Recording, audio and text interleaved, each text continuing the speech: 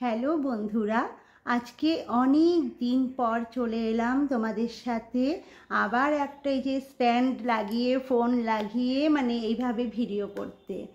অনেক দিন আমি ভিডিও বানাইনি, অনেক সমস্যাও হয়েছে ভিডিও না বানানোর জন্য। যেমন ইনস্টাগ্রামে সাবস্ক্রাইবার কমতে পারে ভিডিও না দেওয়ার জন্য, সেটা স্বাভাবিক ব্যাপার। হয়তো কেউ ভাবলো এতে ভিডিও দেয় না, একে আনসাবস্ক্রাইব করে দিই। কিন্তু ইনস্টাগ্রামে আমার ভিউ কমিয়ে দিয়েছে, জানো? কত ভিউ, প্রতিটা ভিউতে 300-400 করে আমার কমিয়ে দিয়েছে। প্রতিটা যেটার যত ভিউ ছিল আর কি, সেখান থেকে 300-400 করে ভিউ আমার কমে গেছে। তো এটা খুব খারাপ লেগেছে আমার, কিন্তু এতটাই শরীর খারাপ ছিল, কোনো ভিডিও নিয়ে তোমাদের সামনে আসতেই পারিনি। যে একটা শর্টও করব, রিলস বানাবো, সেটার জন্য তো নিজেকে একটু তৈরি হতে হয়, তো সেটাও আর এনার্জিতে কুলায়নি।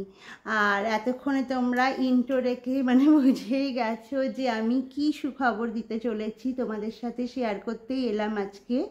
আমার জীবনে যাই ঘটুক না কেন, সুখ দুঃখটা আমি যদিও কারোর সাথে অতটা শেয়ার করি না, সুখটাকে অবশ্যই শেয়ার করি। তো তোমাদেরকে তো জানাতে হবেই, পরবর্তীকালে সবাই তো জানবেই, তাই একটু আগে আর পরে এই আর কি। তো একদম প্রথম দিকে জানানোটা বাড়ি থেকে একটু হয় না, বাড়ির বড়রা যেটা বলে সেটা তো একটু শুনতে হয়। তো সেই জন্যই ভিডিও বানানো আমি বন্ধ করে দিয়েছিলাম। আর শরীরটাও সত্যি কথা বলতে ভালো ছিল না, এবং এখনও যে খুব ভালো সেটাও না। কিন্তু আমার ভিডিওটা এতটাই আমি আনন্দের সহিত করি, ওটা আমার একটা আলাদা রকম ইচ্ছা বলতে পারো। ভিডিওতে কত ভিউজ কি ব্যাপার আমি অত কিছু দেখি না, যেমন হলো, কিন্তু আমি ভিডিও বানাতে খুব পছন্দ করি। এটা আমার একটা ওই হয় না একটা আলাদা শখের জায়গা, সেটাই হলো সবার মতন আমারও আর কি এই শখের জায়গা হলো এটাই। তো সুখবরটা বলার আগে কটা কথা তোমাদের সাথে বলি। সবাই জানো আমার একটা ছেলে আছে, আমার ছেলে কিন্তু যথেষ্ট বড়ও হয়ে গেছে। তাই ওরা দু ভাই বোন যদি এখন হয়, সেটা হলো ভাই বোন বা দু ভাই যাই হোক, সেটা যদি হয়, সেটা অনেকটা গ্যাপের ব্যাপার, কিন্তু অনেকটাই গ্যাপ। আমার ছেলে যথেষ্ট বড় হয়ে গেছে। তো দেখো, সব কিছু তো আমাদের হাতে থাকে না, কিছুটা ভগবান না চাইলে সেটা হয় না। এটা যারা মেয়ে তারা বোঝো আর কি ব্যাপারটা। তো আগে সুখবরটা বলিনি, আমি আবার দ্বিতীয়বার মা ডাকটা শোনার অপেক্ষায় রয়েছি। এটাই হলো সুখবর। তো তোমরা আমাকে একটু আশীর্বাদ করো, আমি যেন আমার যেন শরীরটা সুস্থ থাকে, আমি যেন একটা সুস্থ বাচ্চার জন্ম দিতে পারি। আর শরীরের কথা আর কি বলবো, ভীষণ খারাপ, যেই কারণে আমি অনেক দিন ভিডিও দিতে পারিনি। চোখ মুখ দেখে আশা করি বুঝতেই পারছো। আর স্কিনটা না কেমন বিচ্ছিরি হয়ে যাচ্ছে, কেমন কালো টাইপের হয়ে যাচ্ছি এই ইস্যুটা আসার পর আর কি। তো যেটা বলছিলাম, যে এই তো আমার ছেলে অনেকটা বড় হয়ে গেছে। যখন ছেলে ছোট ছিল আর একটা বাচ্চা নেওয়ার কথা বাবা মারা ভাবে, সেই টাইমে আমার সংসারে একটু প্রবলেম ছিল। প্রবলেম বলতে অর্থনৈতিক প্রবলেম বলছি না, হয় না সংসারে প্রচুর লোকজন, একটা জয়েন্ট ফ্যামিলিতে বিলং করি, তো এইসব অনেক নানা রকম সমস্যার কারণে সেই সময় তোমাদের দাদাভাই রাজি ছিল না। যে টাইমে আমাদের বাচ্চাটা একটু বড় হয়েছে, এই 5 বছর মতন বয়স, তখন তার একটা ইস্যু নিজেরাও ভাবা হয়, অথবা আশেপাশের লোকেরা বাড়িতে এলে সবাই বলেন একটা বাচ্চা নাও, এরকম একটা যেটা হয়। তো সেই টাইমে না সত্যি কথাই তোমাদের দাদাভাই তৈরি ছিল না। আর যে টাইমে আমরা ভেবেছি নেব, সেই টাইমে আর হয়ে ওঠেনি। ওই যে বললাম, যা কিছু যখন চাইবো ভগবান দিয়ে দেবে, এই রকম বিষয়টা নয়। এই ক্ষেত্রে কখনোই আমাদের ইচ্ছায় এটা সম্ভবই নয়। তো ওই জন্যই অনেকটা লেট হয়ে গেল। অনেক দিন পর হঠাৎ আমার এই খবরটা। তো যেদিন জানতে পারলাম আমি আবার দ্বিতীয়বার মা হতে চলেছি, তো কি বলবো, আমার কান্না পেয়ে যাচ্ছে।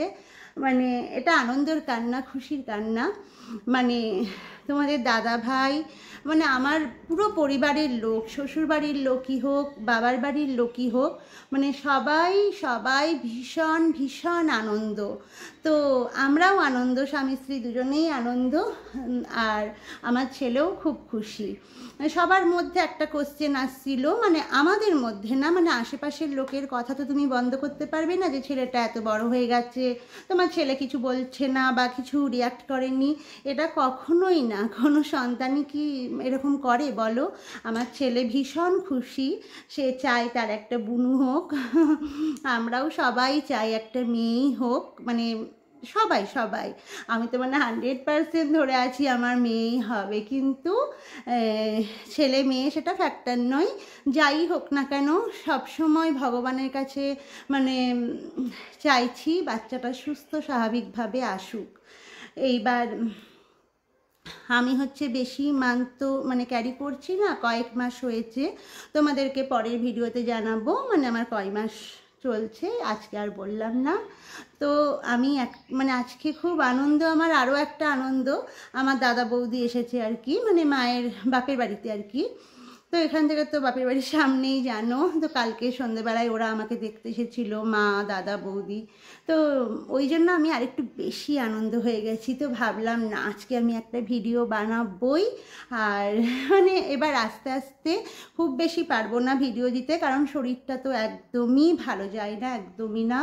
সমস্ত কাজ তোমাদের দাদাভাই করে, আর কাজের যে দিদিটা আছে আর কি, ও করে, রান্না বান্না সব কিছু তোমাদের দাদাভাই করে, খেতে দেওয়া A to Z, এত এত কেয়ারিং। আমি মানে যতটাই ওর সম্পর্কে বলবো ততটাই হয়তো কম হবে। আর কিছুদিন প্রথম দিকে আমি বাবার বাড়িতে ছিলাম, আবার মা এসেও কিছুদিন ছিল, তখন মা প্রচণ্ড করেছে, শাশুড়ি মাও যথেষ্ট হেল্প করে, সবাই মিলে মানে আমাকে হেল্প করে। এখন হেল্প বলা ভুল, মানে ওরাই সব করে, আমি কিচ্ছু করি না। আমাকে ডাক্তার একদম রেস্টে থাকতে বলেছে, কোনো রকম কোনো জার্নি, কোনো ভারী কাজ, কোনো মানে উপর নিচ হওয়া অথবা মানে সিঁড়ি দিয়ে ওঠানামা, কিছু মানে সব কিছু থেকেই আমি এখন বারণে আছি।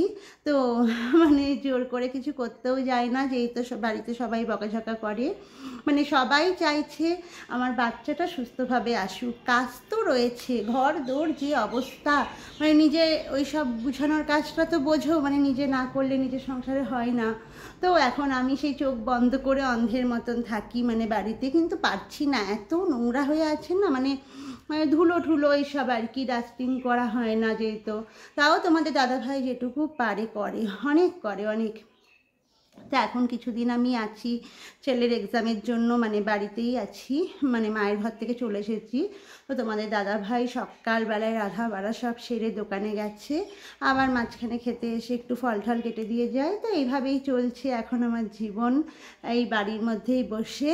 তো চলো তোমাদের সাথে এই সুখবরটা ভাবলাম একটু শেয়ার করে দিই, যেই তো আমি মানে ভিডিও আপডেট দিতে পারছি না কিছু, তোমরা জানতেও পারছো না, অনেকের কোশ্চেন কেন ভিডিও দিই না, কেন ভিডিও দিই না। তো এটাই হলো কারণ যে আমি আবার মানে মা হতে চলেছি, মানে মা ডাক শোনার আর কি অপেক্ষা যে কদিন।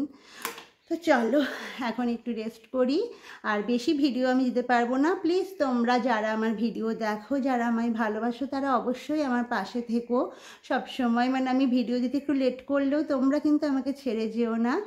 তো চলো আজকের ভিডিওটা এখানেই শেষ করি, টাটা।